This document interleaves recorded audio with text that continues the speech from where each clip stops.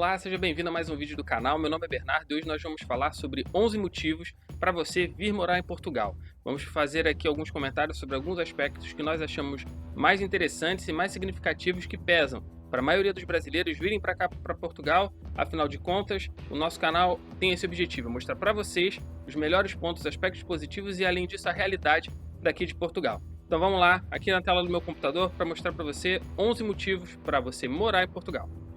Então aqui, primeiro motivo, o melhor clima da Europa.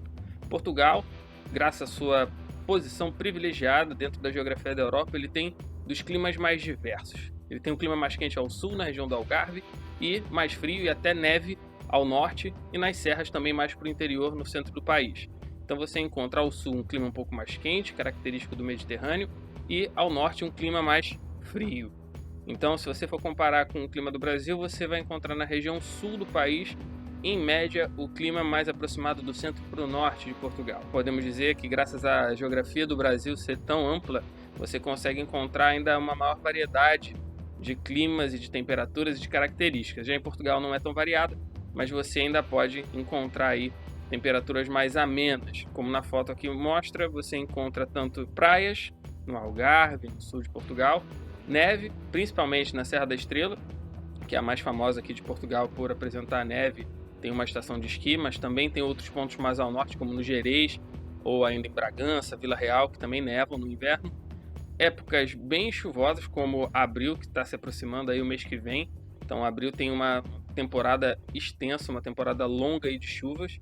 E aqui vocês podem ver as 4 estações do ano bem marcadas. Portugal, assim como diversos outros países da Europa, tem as estações do ano bem caracterizadas, né? No outono as folhas se escurecem, ficam avermelhadas e caem das árvores, e você encontra aquele inverno já mais frio, com as árvores praticamente todas secas, exceto aquelas que são perenes, e assim em seguida vem a primavera, que nós identificamos já as árvores começando a ter as suas primeiras folhas e depois as suas flores. Os animais começam, os pássaros principalmente, a ficar mais presentes, o som dos pássaros.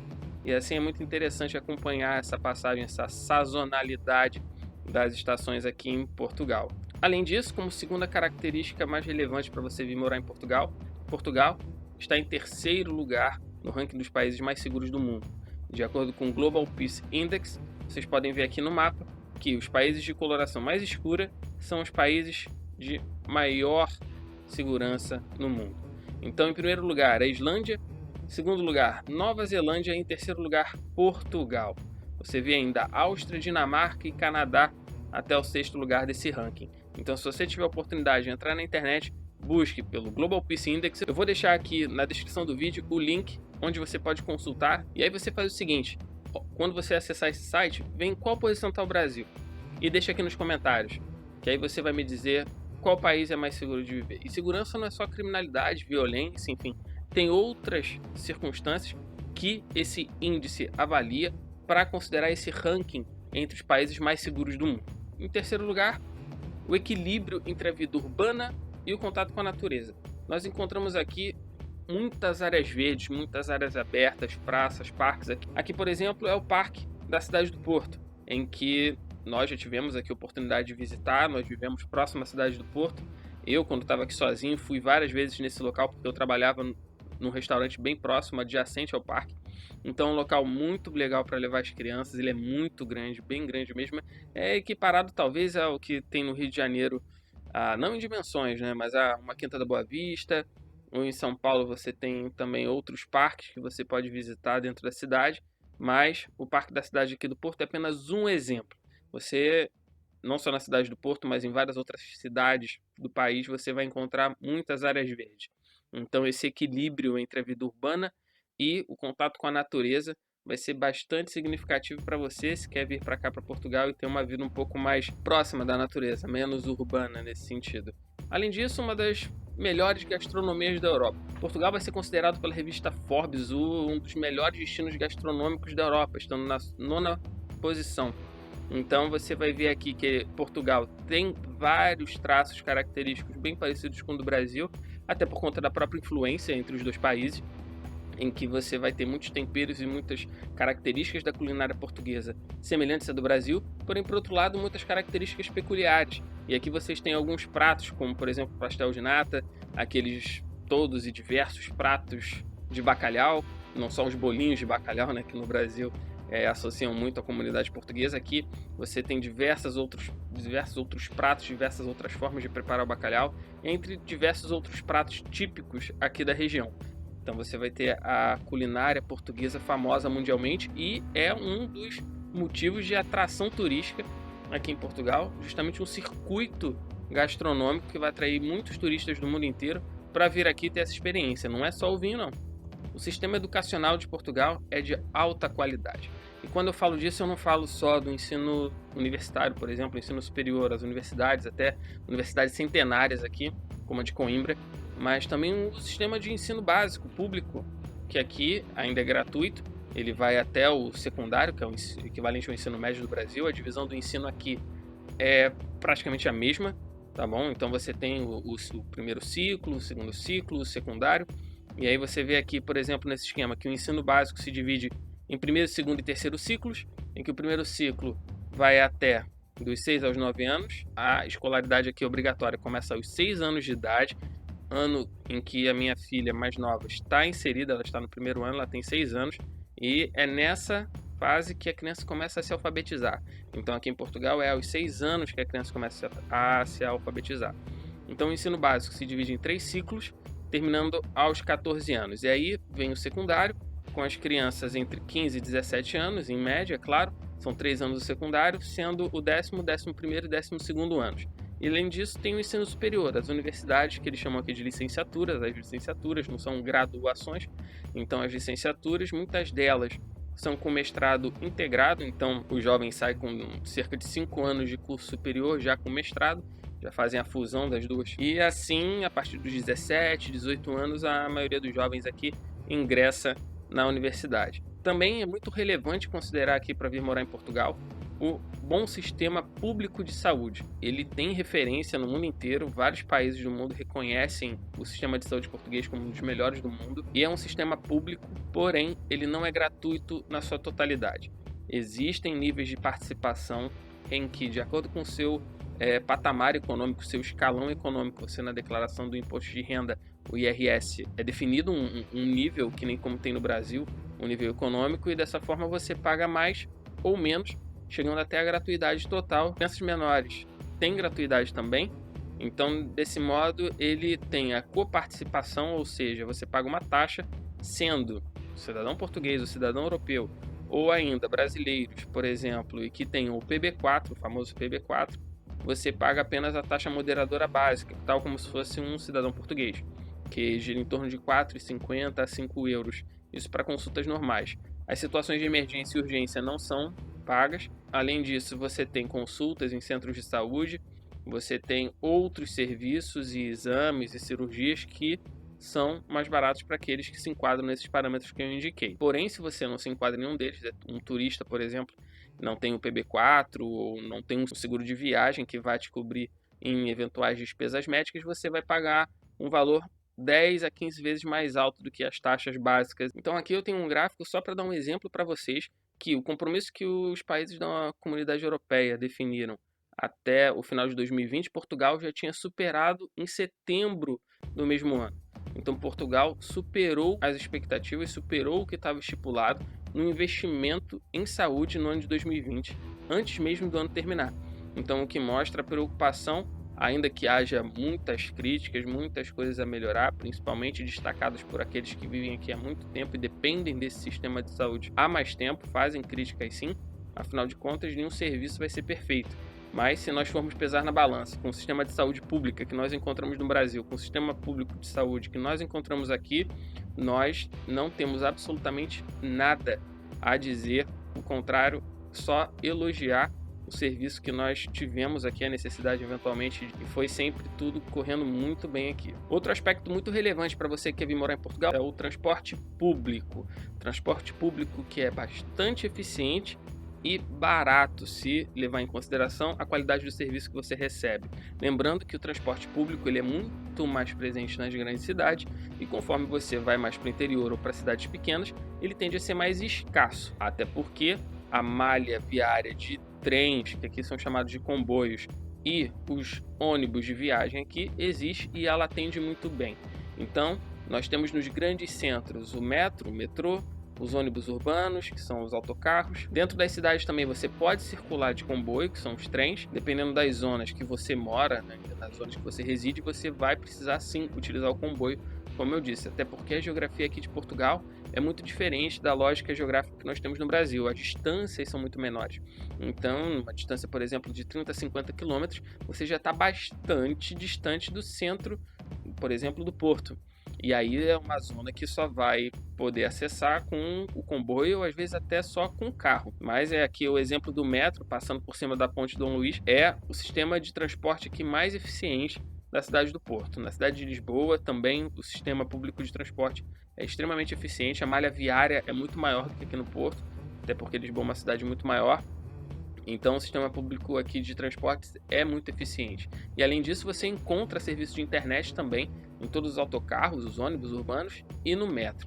Dessa forma facilitando aí a utilização dos seus computadores e celulares. Sim, computadores e celulares aqui podem e são usados dentro dos transportes públicos sem medo, sem receio nenhum de fazer. Outro aspecto muito relevante a se considerar para vir morar em Portugal, um dos pontos positivos, é o aspecto cultural. Além de mundialmente ser conhecido Portugal pela sua culinária, como eu disse anteriormente, também tem os aspectos culturais, como a própria música, o fado, por exemplo. Você tem a arquitetura, não só das igrejas, mas também a arquitetura de palácios, de castelos. Você também tem a cultura dos azulejos, aqueles azulejos, aquela cerâmica com pintura azul e branco. Então você vai ter aqui alguns ícones da cultura portuguesa mundialmente conhecidos, além daqueles mais peculiares que só vindo aqui mesmo você vai poder sentir, vai poder perceber melhor. Mas sem dúvida nenhuma é uma das grandes riquezas aqui de Portugal, é a sua cultura. Você também tem em Portugal várias formas de lazer. Não só o lazer pago, aquele que você vai num show, por exemplo, como aqui na foto, ou no museu, que também há dias que a entrada é gratuita, mas você tem parques, você tem eventualmente shows também abertos ao público em áreas livres. Infelizmente agora por conta do Covid você não encontra mais esse tipo de evento, mas existem teatros, cinemas, uma vida cultural e de lazer muito intensa, claro, muito mais presente dentro dos grandes centros, próximo a esses grandes centros como Porto, Lisboa e mais ao sul em Faro, você encontra uma oferta muito maior. Lisboa nem se fala, que é a capital do país, é o centro nervoso econômico e cultural. Você encontra exposições, peças de teatro, apresentações, espetáculos que só vão para a cidade de Lisboa, fazem circuitos internacionais ou pela Europa e passam por Portugal na cidade de Lisboa. Infelizmente nem sempre vem aqui para o Porto, que é a cidade que nós moramos. E aqui um dos aspectos que mais preocupam as pessoas, mais interessa as pessoas que querem vir morar em Portugal, que é o custo de vida. Então, o custo de vida para morar em Portugal, você vai ter primeiro que levar em consideração a evolução do salário mínimo em Portugal. Aqui nós temos um gráfico que mostra a evolução desde o ano 2000 até o ano 2020, em que o salário mínimo até dezembro de 2020 era de 635 euros. Atualmente, desde janeiro de 2021, o salário mínimo português está nos 665 euros. Aqui no lado direito da tela você pode ver uma tabela com uma média de valores aqui que nós tivemos, até inclusive nós passamos numa live para vocês em detalhes os nossos gastos. Então você pode ver aqui em cima o link direto para esse vídeo para conhecer melhor o custo de vida aqui em Portugal, a nossa realidade, tudo aquilo que nós gastamos de água, luz, telefone, contas eventuais, e aí você vai entender melhor o custo de vida aqui em Portugal. Mas aqui o parâmetro que você tem que considerar é qual? É o salário mínimo, tal como no Brasil. O parâmetro mínimo de sustento do cidadão é o salário mínimo. Então aqui com 665 euros, o que o cidadão faz? Então, uma pessoa sozinha, por exemplo, ou até um casal, dependendo do seu estilo de vida, das acomodações que tenha, do aluguel que pague, consegue viver sim, cada um com um salário mínimo. Eventualmente até só um dos elementos trabalhando pode até sustentar a casa, dependendo do que ele ganhe. Porque lembrando, uma coisa que pouca gente lembra, pouca gente sabe, fala aqui, Portugal tem os 12 salários no ano, mas além disso tem o 13º e o subsídio de férias. Então você ainda tem mais 2 salários cheios no ano. totalizando 14 salários. Então, muitos salários acabam sendo já uma diluição desses 14 salários. Então, em 12 meses você recebe 14 salários, ao invés de receber só, eventualmente, nas suas férias ou no final de ano. Então, quando você vê nas estatísticas, a média do salário em Portugal está beirando o salário aí, 665 euros, mas a média salarial chega aos 750, por exemplo. É por conta disso, por conta desses acréscimos que são realizados e as pessoas recebem essa bonificação cheia. Então, se você calcular aí 665 euros vezes 14 salários no ano e depois divide por 12 meses, dá quanto? Quanto que você acha aí que dá? Escreve aqui nos comentários quanto que você entende que seja o salário real daqui de Portugal. Mas também não se esqueça, tem os descontos. Tem segurança social, tem o imposto de renda, tem todos esses fatores. Né? Tá? Não é o valor limpo. Você não vai ter isso líquido. Você vai ter descontos sim. E quanto maior o seu agregado familiar, quanto maior as pessoas que vivem ao seu encargo econômico, menor tende a ser o seu desconto para o imposto de renda. Então, aqui em casa, como somos 4 pessoas, a tendência é o desconto ser menor, de acordo com o saldo que nós temos ao ano de rendas líquidas. Tá bom? Mas isso daí é assunto detalhado para outro vídeo. É para que vocês terem a noção de que, sim, se for um casal, por exemplo, ou até uma família de 3, 4 pessoas, os 2 elementos-chave da família trabalhando conseguem sim sustentar a família, que é o nosso caso aqui. E dependendo da região do país que você mora, até ainda sobra um pouco mais, porque de acordo com a localidade que você vai residir em Portugal, você vai pagar até muito menos do que a média dos arrendamentos aqui em Portugal. No nosso caso aqui, nós pagamos 600 euros. É quase já um salário mínimo. Mas há lugares aqui, por exemplo, que você encontra por 350, 400, 450. E querendo ou não, uma diferença de 150 a 200 euros já é bastante significativa aqui, porque o poder de compra aqui do euro é muito mais alto.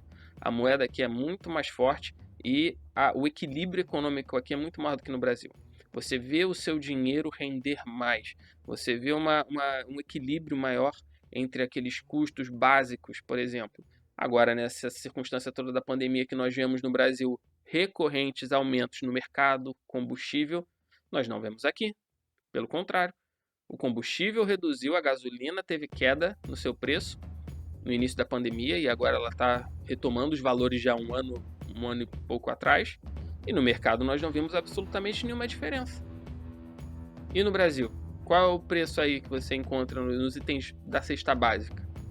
Me diz aqui nos comentários se os preços aí estão realmente subindo muito. Pelo que eu li no jornal, estão. Na sua região aí do país, se você estiver mais no interior, está subindo também? E aqui mais um aspecto muito importante. A maioria dos brasileiros acaba por escolher Portugal, e foi o nosso caso também, pelo fato da língua.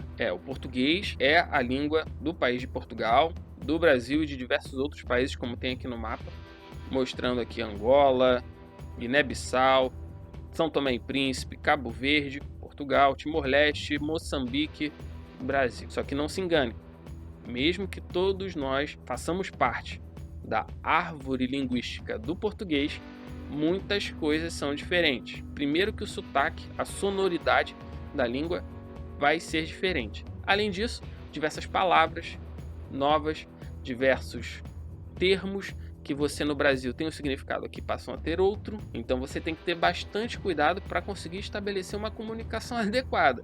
Senão você pode passar eventualmente vergonha ou até ser mal interpretado de acordo com as coisas que você fala. E afinal de contas, se você está vindo para Portugal, você tem que se adequar à forma e à língua daqui. Não é você começar necessariamente a falar, a tentar forçar um sotaque português, que desculpem, acho extremamente ridículo tentarem imitar o sotaque brasileiro, por exemplo, por parte dos portugueses e o sotaque português por parte dos brasileiros. Cada um tem a sua sonoridade. Isso deve ser respeitado e valorizado. Mas também, se nós estamos aqui no país deles, nós temos que, no mínimo, na minha opinião, utilizar os termos que eles utilizam. Então, se aqui, por exemplo, o ônibus é autocarro, eu acho que eu tenho que falar que é o autocarro. E não ficar forçando a barra de dizer que é ônibus, ainda que eles saibam e entendam, porque eles consomem muito da cultura brasileira. Mas eu já não acho correto dessa forma, é a minha opinião. Se você concorda, já deixa o like aqui nesse vídeo, um comentário aqui embaixo e até o próximo vídeo. Um abraço e tchau!